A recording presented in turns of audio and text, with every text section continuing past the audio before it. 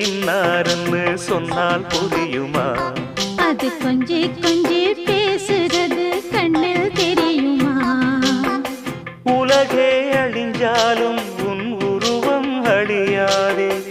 உயிரே பிரிஞ்சாலும் உறவேதும் பிரியாதே.